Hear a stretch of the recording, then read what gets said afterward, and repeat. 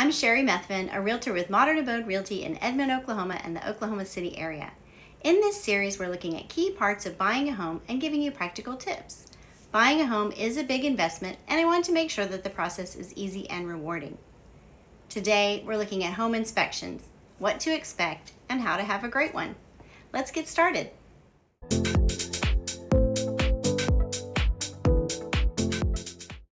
The first thing I want to let you know is that inspections are optional. Although I don't recommend that you don't do an inspection. So do an inspection.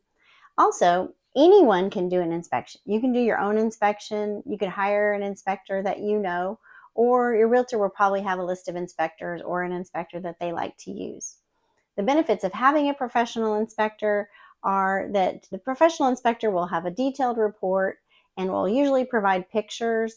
And those things can really help you to establish what you want to have the seller fix. And also it helps sellers to address any necessary repairs. They can see the pictures and then they have the detailed report from the inspection.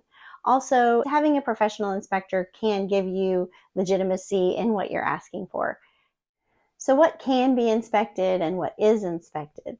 Well, when you hire an inspector or when you go in, you should be looking at the systems of the home. The home inspector will come in, they'll get up on the roof and look at the roof. They'll look at the structural system of the house, including the foundation, all of that stuff. They're going to look at the electrical, the plumbing, the HVAC. They're going to go up in the attic if there is one, and they'll go down in the crawl space if there is one. And so they'll give you a big idea of what's out there. Some inspectors may have some specialized tools. For example, my home inspector has a moisture meter. So he goes around with his moisture meter and he can see if there's any moisture in the walls or the ceiling, which can help to determine if there's a problem somewhere that you couldn't actually see.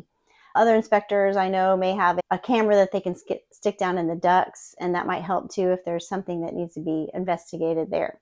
So other things that can be inspected during inspections that may actually cost a little bit more are sprinkler systems. If you have a pool, you can have that inspected. If you have a well or a septic system, again, we talked about ducts. If you have some suspect rust or something in your ducts, you could pay somebody to run his camera down there. If you feel like there's something wrong with the foundation, you could hire a structural engineer to come out. And I also recommend that everyone has a termite inspection, especially here in Oklahoma, because what we like to say is it's not if you get termites, it's when you get termites. So it's always good to get a termite inspection, and that is a little bit more than your regular home inspection. So how much does it cost to have a home inspection? Home inspections are usually priced between about $250 to maybe $400. If the house is bigger, it may cost more than that.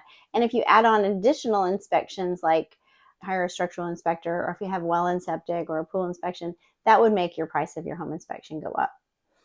So you can pay for your home inspection during the inspection, or you can pay for the home inspection at closing. If you pay for it at closing, it typically will cost you a little bit more. The inspectors tend to charge a little bit more for that late payment. And also, it is the buyer's responsibility to pay for inspections. And that, I don't know if that's like just an Oklahoma thing, but in Oklahoma, the buyer pays for the inspections.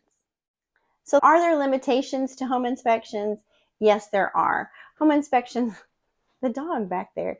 Anyway, home inspections represent a point in time. So a home inspector may inspect your water heater, but something in the water heater could break between the inspection and the time you close on the home.